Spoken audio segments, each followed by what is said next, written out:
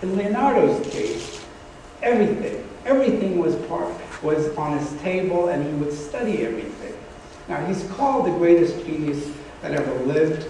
He's also called the universal genius, which means he was a genius in every field that he dealt with. Bulent Atalay, scientist, artist, and author, visited California University to talk to middle school students about Leonardo da Vinci and the lessons they could learn from him.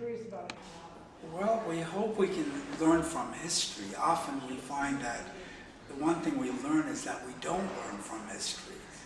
But by exploring the mind, the work of the great, the truly creative people, you hope that some of it will rub off and make us a little bit more creative. But that one modus operandi he has is really explore, even if you make mistakes, experiments, knowing that some of the experiments will fail, but eventually you'll learn something from them. Throughout an hour-long lecture, Atalay shared with the students examples of Da Vinci's inventions and talked about the personality of Da Vinci. So there's this contradiction. He's a bundle of contradictions. It was the same thing with Einstein. Einstein was a pacifist, and yet his theory and relativity, which equates energy and mass, E equals mc squared, explains how an atom bomb can work.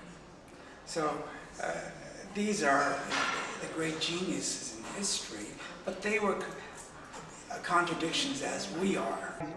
Da Vinci's genius was most known in his artwork, specifically the painting of the Mona Lisa. In the arts, in painting, in art, Leonardo and Michelangelo are the two greatest artists as drivers. They determine the entire field of art.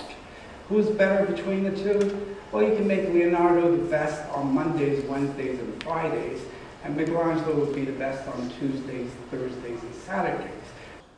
We know Leonardo as the supreme artist, but what makes the Mona Lisa? And among things that make it is there's an optical illusion in the mouth. If you look right at the mouth of the Mona Lisa, the smile will disappear. If you look away and come back, the smile will come back in a fleeting manner. It's an optical illusion. He was so clever that he made the background. Any good artist would make the horizon straight across.